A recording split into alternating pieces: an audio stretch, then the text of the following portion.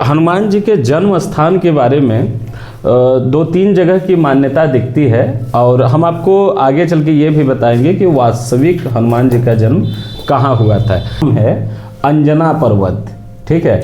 और अंजना पर्वत में कुछ गुफाएं भी हैं। नमस्कार दोस्तों, हमारे और आपके YouTube चैनल में आपका स्वागत है। आज हमारे साथ संदीप जी जुड़े हैं, जानने की कोशिश करेंगे हनुमान जी के जन्म के बारे में।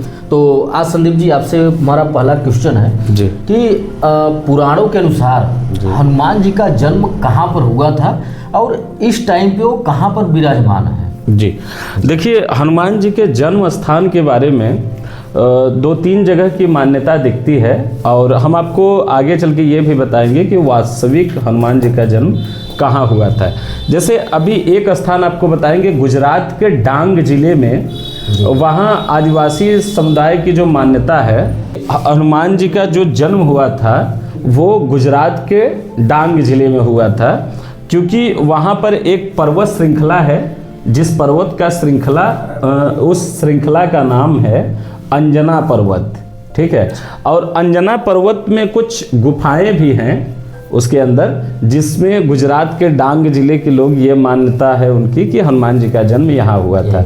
अब दूसरा स्थान मैं आपको बताता हूँ। कुछ लोग मानते हैं कि हनुमान जी का जो जन्म है ना, वो झारखंड राज्य के, और झारखंड में आपको पता ही है कि वो नक्सलाइट एरिया उसको बोला जाता है, और उग्रवादी प्रभावित क्षेत्र में एक गुमला जिला पड़ता है।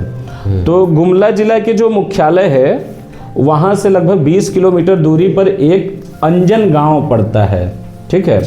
अंजन गांव में भी एक गुफा पाया जाता है, वो भी गिरिकंदरा जैसा ही है।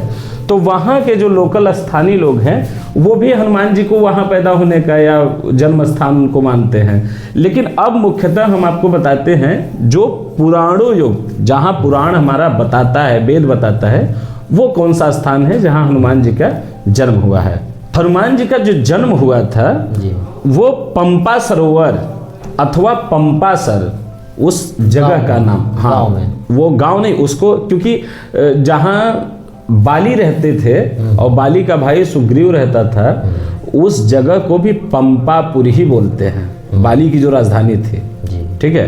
तो होस्टेप तालुक जो है, तालुका बोलते हैं जिसको हम तहसील बोलते हैं, तो ये मराठी लैंग्वेज में उसको तालुका बोलते हैं। तो ये होस्टेप तालुका मैसूर का एक पौराणिक स्थान है।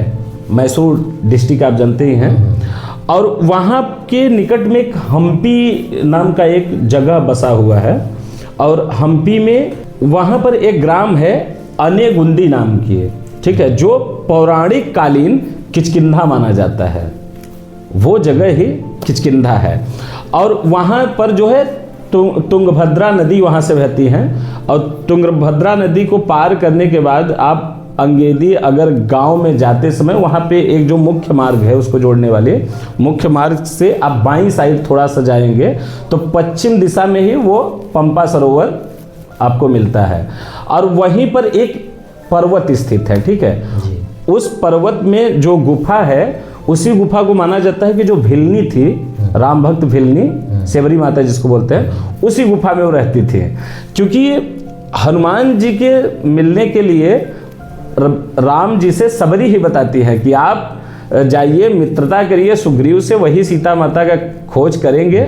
और उन्होंने ये भी बताया था कि वहाँ सबसे पहले आपको हनुमान जी से मिलना पड़ेगा। तो सबसे पहले ये हो गया आपका पंपा सरोवर के पास जो पर्वत स्थित है, वहाँ पे गुफा है किसका, सेवरी माता का। अब आगे चलते हैं। अब जो सेवरी गुफा है, सेवरी गुफा से थोड़ा सा बगल में ही सेवरी के गुरु जी का नाम था मातंग ऋषि। और आप सबको पता ही होगा कि मातंग ऋषि ने ही हनुमान जी को श्राप दिया था कि आप अपना बल भूल जाएंगे, आपके अंदर कितना बल है वो भूल जाएंगे, वो मातंग ऋषि ने ही। और आपको एक चीज़ और बता दूं कि हनुमान जी के पहले गुरु मातंग ऋषि ही थे, ठीक है।